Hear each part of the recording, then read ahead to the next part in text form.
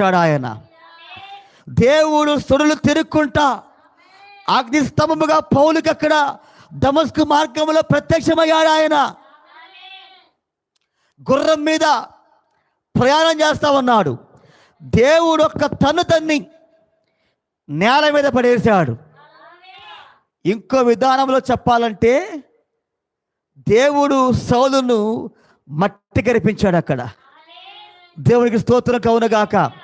ఏ అగ్నిస్తంభం అయితే ఇశ్రాయేలు ప్రజలను నడిపించాడు రాత్రిపూట దేవుడు, ఏ అగ్నిస్తంభంలో అయితే దేవుడు ఇశ్రాయేలు ప్రజలను అగ్నిస్తంభములో నడిపించాడో, ఏ అగ్నిస్తంభం అయితే హెచ్కేల మీద ఉన్నదో, ఏ అగ్నిస్తంభం అయితే మోషే మీద ఉన్నదో, ఏ అగ్నిస్తంభం అయితే యోబు మీద ఉన్నదో, ఏ అగ్నిస్తంభం అయితే దానియేలుతో ఉన్నదో, ఏ అగ్నిస్తంభం అయితే షడ్రక్ మెషక్ అబేద్నెగోలతో ఉన్నదో, ఇప్పుడు అదే అగ్నిస్తంభం, హల్లెలూయా, అదే అగ్నిస్తంభములో దేవుడు మరలా సుడులు తిరుక్కుంటా ఆ దమస్కు మార్గములో పౌలుకు దర్శించాడు. ఆయన వెలుగుగా దర్శించాడు. ఆయన ఒక్క మాట నేను చదువుదాము. యోహాను సువార్త ఒక మాట నేను చదువుతాను. యోహాను సువార్త 16వ అధ్యాయం చూడండి, 16:28. యోహాను సువార్త 16వ అధ్యాయం 28వ వచనం.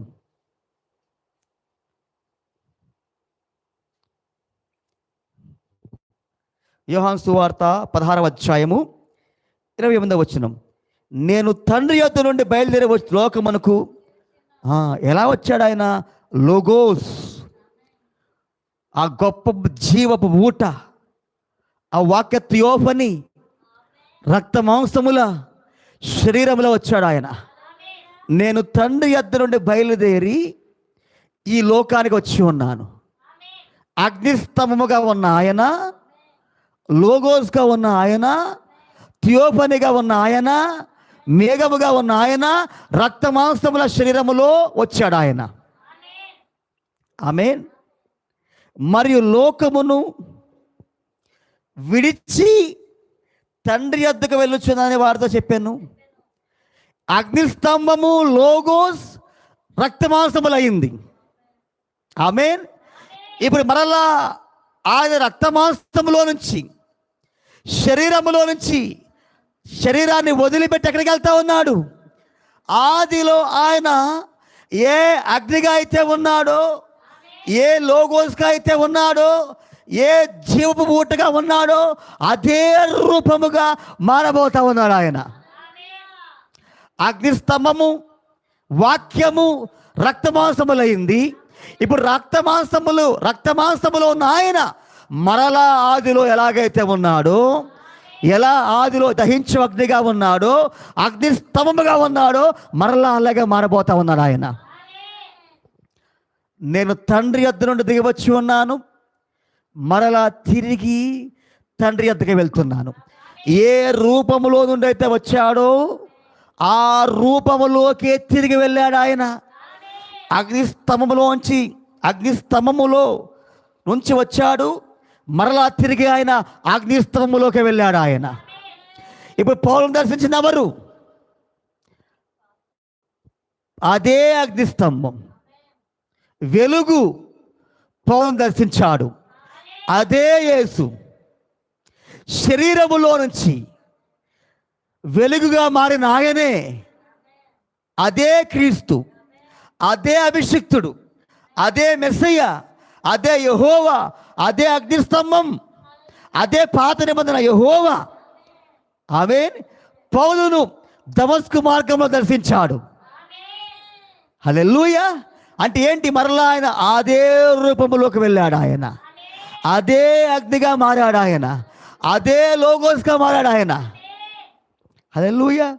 చూడండి, నేను ప్రయాణం చేయొచ్చు. దమస్కుకు సమీపించినప్పుడు మధ్యాహ్న కాలమందు ఆకాశము నుండి ఒక గొప్ప వెలుగు అకస్మాత్తుగా నా చుట్టూ ప్రకాశించెను. వెలుగు. అపోస్తల కార్యముల గ్రంథం 22వ అధ్యాయము 6 నుంచి చూడండి. వెలుగు వచ్చిందా? అగ్నిస్తంభం వచ్చిందా? అగ్నిస్తంభం పౌలును దర్శించిందా? మొదటి సంఘ కాలములో పౌలు గారి పరిచర్య ప్రారంభించబడింది అగ్నిస్తంభాన్ని ముఖాముఖిగా కలుసుకున్నట ద్వారా. ఆయన అల్ఫా వర్తమానికుడు. ఆయన మరలా ఈ చివరి కాలములో హల్లెలూయా ఓమేగా వర్తమానికుడు కూడా ఆయన పరిచర్య ప్రారంభించింది అగ్నిస్తంభాన్ని కలుసుకున్నట ద్వారా. ఆయన పరిచర్య ప్రారంభించబడినది.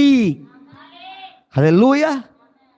చూడండి, గొప్ప వెలుగు అకస్మాత్తుగా నా చుట్టూ ప్రకాశించను. ఆ వెలుగు ఏం చేసింది?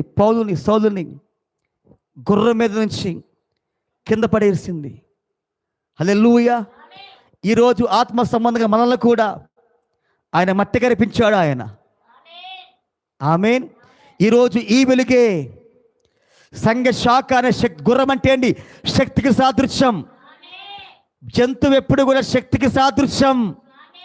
సంఘ శాఖ మృగమేనా? మనము కూడా ఒకప్పుడు సిఎస్ఐ, రోమన్ క్యాథలిక్, పెంతెకోస్తు, దైవ స్వరూపి అనే గుర్రం మీద, ఆ శక్తి మీద సవారీ చేసుకుంటూ వెళ్తా ఉన్నాం. వాక్యానికి మనం వ్యతిరేకంగా పోతా ఉన్నాం, కానీ ఎన్నికలో ఉన్న వాళ్ళమే. పౌలు ధర్మశాస్త్రాన్ని నమ్మి, పాత నిబంధన మొత్తం నమ్మి, ఆ వెలుగులో ఉన్న ఆయన ఎన్నికలో ఉన్న వ్యక్తి. ఈరోజు మనము కూడా శుద్ధీకరణ వర్తమానములో ఉన్న, పెంతెకోస్తు వర్తమానంలో ఉండి, సంఘ శాఖ అనే శక్తి మీద, సంఘ శాఖ అనే ఆ మృగములో ఉన్న మనము కూడా దేవుని కృప ద్వారా ఎన్నికలో ఉన్న వాళ్ళమే. మనము కూడా ఈరోజు సంఘ శాఖలో సవారీ చేసుకుంటూ వెళ్తా ఉన్నప్పుడు దేవుని యొక్క వెలుగు, ఈ కాలం యొక్క వర్తమానము, ఈ గడియ వర్తమానము మనం దర్శించాడు ఆయన. ఈ సాయంకాలపు వెలుగు, ఈ అగ్నిస్తంభం మనల్ని ముఖాముఖిగా సౌలును దర్శించినట్టు దేవుడు వాక్యము ద్వారా, ఆయన అగ్నిస్తంభము ద్వారా, వెలుగు ద్వారా, సాయంకాల వర్తమానం ద్వారా ముఖాముఖిగా అంటే అండి ఫేస్ టు ఫేస్ దేవుడు స్వయముగా దర్శించాడు ఆయన. హల్లెలూయా. ఆ రోజు ఆ వెలుగు పౌలును దర్శించింది. ఈరోజు ఈ సాయంకాల వర్తమానం, ఈ గడియ వర్తమానం, ఈ రెండవ రాకడ వర్తమానం, ఈ సాయంకాల వర్తమానం, ఈ అగ్నిస్తంభం మరలా వధువును, ఎన్నికలో ఉన్నవారిని ఆయన స్వయముగా ముఖాముఖిగా వ్యక్తిగతముగా దేవుడు దర్శించాడు. ఇప్పుడు మనల్ని ఆయన, ఇప్పుడు మనం దేవుడు దర్శించబడిన కాలంలో ఉన్నాం. దేవుడు ఎప్పుడు గుంపుగా వ్యవహరించాడు ఆయన. దేవుడు ఎప్పుడు వ్యక్తిగతముగా మాట్లాడతాడు. దేవుడు ఎప్పుడు వ్యక్తిగతముగా వ్యవహరిస్తాడు ఆయన. దేవుడు ఎప్పుడు వ్యక్తిగతముగా ఆయన ముఖాముఖిగా మాట్లాడతాడు ఆయన. అదిగో సమరస్తితో మాట్లాడినట్టుగా, జక్కేతో మాట్లాడినట్టుగా, పేతురుతో మాట్లాడినట్టుగా, పౌలుతో మాట్లాడినట్టుగా, పౌలును దర్శించిన విధముగా, మన ప్రవక్తను దర్శించిన విధముగా. హల్లెలూయా. మన ప్రవక్తతో మాట్లాడలేదా? ఆయన పొదలో ఉండి మద్యము త్రాగమాక, పొగ త్రాగమాక, వ్యభిచరించమాక, నీ శరీరాన్ని నువ్వు ఎంత మాత్రం కూడా అపవిత్రపరచుకోమాక, నువ్వు పెరిగి పెద్దవాడమైనప్పుడు నువ్వు చేయవలసిన పని ఉన్నది. వ్యక్తిగతముగా సుడిగాలిలో ఆ పొదలో ఉండి దేవుడు మాట్లాడే ప్రవక్తతోటి. ఈరోజు కూడా దేవుడు వ్యక్తిగతముగా ముఖాముఖిగా అంటే ఫేస్ టు ఫేస్ వాక్యము ద్వారా, అగ్నిస్తంభం ద్వారా, సాయంకాల వెలుగు ద్వారా పౌలును దర్శించిన విధముగానే దేవుడు మనల్ని కూడా ఆయన కృప ద్వారా, ఆయన కనికరము ద్వారా, ఆయన మన పట్ల జాలి చూపించాడు. ఆయన జాలి ద్వారా దేవుడు ఈరోజు మనల్ని మరలా దర్శించాడు ఆయన. హల్లెలూయా.